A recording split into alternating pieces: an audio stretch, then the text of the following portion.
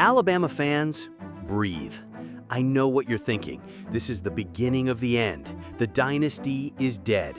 And after Saturday, you're not alone. The headlines are brutal. The callers are screaming. But what if I told you, everyone's looking at this the wrong way? What if this wasn't a disaster, but a setup? There's something hidden inside that Florida State game that almost nobody has noticed. A detail buried under the chaos, the anger, the noise. And once you see it, you won't unsee it.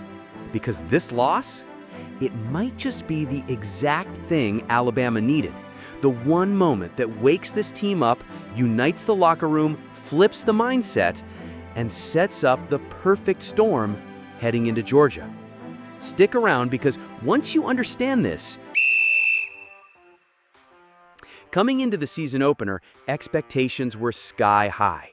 Alabama fans, analysts, and insiders believed this team had the talent, the coaching, and the energy to dominate right from the start.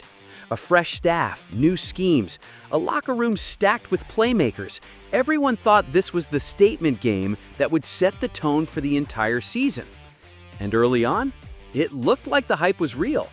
Alabama's opening drive was nearly flawless. 16 plays, 9 minutes burned off the clock. Florida State's defense gassed and scrambling for answers.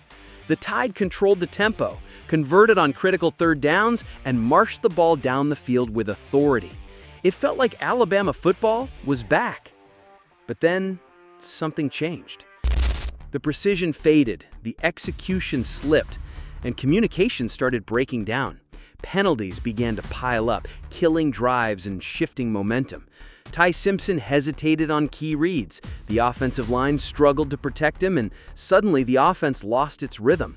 That early dominance vanished. And instead of dictating the game, Alabama became reactive, waiting for Florida State to make mistakes that never came. Defensively, things unraveled just as quickly. Missed tackles, blown assignments, and slow pursuit haunted the Tide all night. Dan Orlowski's post-game analysis showed 21 plays where defenders simply didn't chase the football. 21 loafs from a program built on relentless effort. Florida State didn't just beat Alabama physically. They exposed hesitation, confusion, and a lack of trust in the system. And after the game, Kalen DeBoer admitted the effort wasn't good enough. He called out miscommunication and highlighted that some players looked unsure, calling it hesitation, a lack of confidence in the very plays they drilled all week. And when a coach says that about Alabama football, it sends a message no fan wants to hear. The standard wasn't met. This wasn't about talent. This wasn't about hype.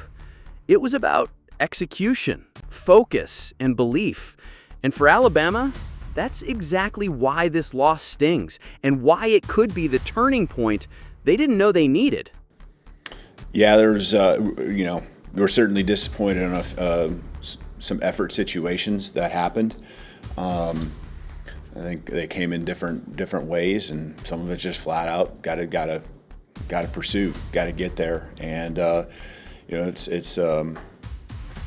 it surprises you sometimes when it happens, especially with certain guys, because of the effort that they put in and day out. And I think there were some other things that come across as, hesitancy, as a way I kind of put it. And I think after the game, probably would follow that up and say that there was a couple times where we just got to be quicker to get to a spot and do our job. It might be setting an edge and just, again, hesitant with the communication, kind of confirming, or just, we believe and have that confidence in what we're doing. There really wasn't much. It was really, I think I spoke maybe that there was a couple looks that we hadn't really practiced. Well, I don't really feel like there was really that at all. After watching the film, I thought we did a good job preparing. I thought the guys had a great week. Now you just got to, translate the numbers that you see on the football field that were in different jerseys. And believe that scheme, those X's and O's that you saw in your week of preparation is who it is in a Florida State uniform. And, I think you saw it as the second half went along. They started really kind of get into it, but it was too late. It just put us behind the 8 ball. Now you got to be perfect in everything you do, and put us in a spot where we had to play catch up. And on the road, that's certainly hard to do. And those guys were feeling it. They're with Florida State. There's a chance for them. And again, together as a team, we got to find a way to overcome one side of the ball. When you need that drive for a touchdown, getting it done defensively, when you can get that big stop, getting it taken care of right there. We inched our way back in the game. That's what you got to do when you have a 17-point deficit. Again, we shouldn't get to that spot, but inching our way, something that we did better than I felt in the offseason. We've talked about, the Oklahoma game last year and how you got to try to get 7 points and make it close and put some pressure on them. And we were right there, 24-17. Really, we should have the ball 3rd and 11, on defense with 9 minutes to go.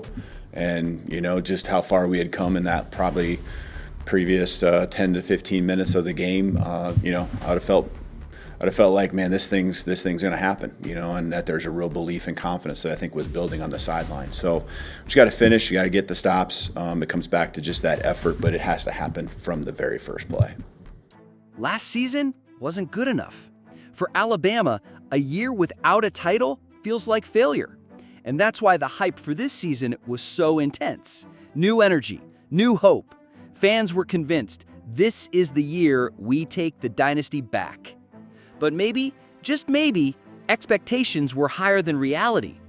Because Saturday showed us one truth. The helmet, the name, the history, they don't win games anymore. You have to fight for it. Every down, every snap, every inch. Florida State proved that. They stripped away the illusion. They showed us the truth under the brightest lights. Alabama isn't feared right now. Not yet. But here's where this story flips. Because if this program is built on anything, it's built on pride, on fight, on resilience. Kalen DeBoer admitted it himself. This team hesitated. Dan Orlovsky showed the tape, 21 plays with no pursuit. Paul Feinbaum called the effort unacceptable. The whole country is questioning Alabama's heart. And that's exactly why this loss could be the best thing to happen to this team. Because it forces everyone, players, coaches, leaders, to step off the pedestal and earn it. Now it's about identity, about leaving everything on the field, about proving the dynasty isn't just a name, but a standard. If this defense finds its edge, if this offense trusts its rhythm, if this locker room decides enough is enough, this Florida State loss becomes the spark, the turning point, the moment we'll all look back on and say, that's when everything changed. But what do you think?